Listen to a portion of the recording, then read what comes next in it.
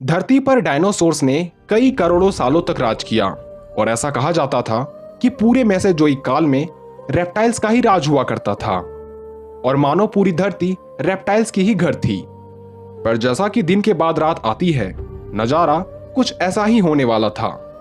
लगभग 6.5 करोड़ सालों पहले का वो दिन अन्य दिनों की भांति सामान्य ही था।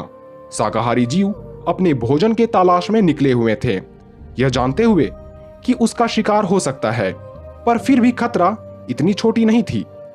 शिकारी जीव भी अपनी भूख से लाचार शिकार की तलाश में निकले थे, पर शायद आज वो दिन था जब शिकारी सहित सभी जीवों को आज आखिरी नींद नसीब होने वाली थी। सब कुछ ठीक ही चल रहा था, पर आज के दिन मानो सूरज पश्चिम में ना अस्त होकर दक्षिण में डूबने वाला था, क्योंकि दिन के समय में अचानक चारों ओर अंधेरा छाने लगा। आसमान में उड़ने वाले टेरोसोर्स मानो शोर करके सबके कान फाड़ रहा था, क्योंकि आज से पहले इतनी जल्दी सूरज नहीं डूबी थी। पर यह शायद कुछ और ही था जो धरती पर मेसोजोइक युग का अंत कर एक नए युग की शुरुआत करने जा रहा था। यह तबाही कोई और नहीं बल्कि धरती पर अब तक के सबसे बड़े गिरे एस्टेरॉयड यानी चिक्सुलब इम्पैक्टर था, जो आकार में कुल 9.6 किलोमीटर का था। इस एस्टेरॉयड के धरती पर जोरों की रफ्तार से गिरने के कारण पूरी धरती कांप उठी और करीब 150 किलोमीटर के अंदर आने वाले सभी जीव तो पल भर में धूल में मिल गए, क्योंकि इस एस्टेरॉयड की ताकत लाखों से भी अधिक परमाणु बमों के बराबर थी। और इस प्रभाव के कारण धरती पर डायनासोर सहित कई जीवों ने अपना अंत देखा। पर इस एस्टेरॉयड की असल तबाही उस पल ही नहीं थी जब यह गिरा था, बल्कि इसके धरती में टकराव के बाद धरती के अंदर मौजूद मैग्मा को मानो निमंत्रण सी मिल गई और समुद्र भी कई जीवों को अपने चपेट में लेने के लिए तैयार था।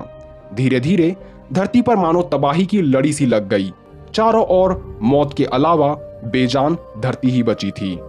उसके बाद भी मानो प्रकृति ने यह कसम खाई थी कि किसी कोने को भी नहीं छोड़ना है। इसलिए धरती का तापमान काफी अधिक बढ़ने लगा और इस जानलेवा क्लाइमेट में 99% जीव मारे गए, लेकिन कुछ एम्फीबियन इस तबाही को भी झेलने में कामयाब रहे। धरती पर तापमान अपने पीक में पहुंचते ही चारों ओर धुंध और बादल फैला रखे थे, जो धरती पर बारिश बनकर लगातार कई सालों तक गिरते रहे। पूरी धरती धीरे धीरे ठंडा होने लगी, लेकिन बारिश अब भी नहीं रुकी थी, क्योंकि पूरा आसमान अब भी बादलों से ढका हुआ था। सूरज की एक किरण भी धरती को नसीब नहीं हो रही थी। इस प्रकार आज से 24 लाख सालों पहले पूरी धरती बर्फ की क्रिस्टल बन चुकी थी और उस समय वही जीव बचे रहे जो समुद्र के नीचे बिना धूप के जीवित रहे और जिनमें न्यूनतम से अधिकतम तापमान को झेलने की काबिलियत थी। जब आसमान से बादल हट गए, तब सूरज की किरणों में मौजूद गर्मी ने धरती पर मौजूद बर्फ को पिघलाना शुरू किया और कई जीव जो लाखों सालों से अंदर दबे थे, उन्होंने पहली बार सूर्य की वो झलक देखी और इस प्रकार आइस एज की शुरुआत हुई, जहां आगे चलकर एक से एक जीवों ने जन्म लिया, जहां मैमथ से लेकर सेबरटूथ ने इस नई बने धरती पर घूमे और न जाने कई मस्तियां की।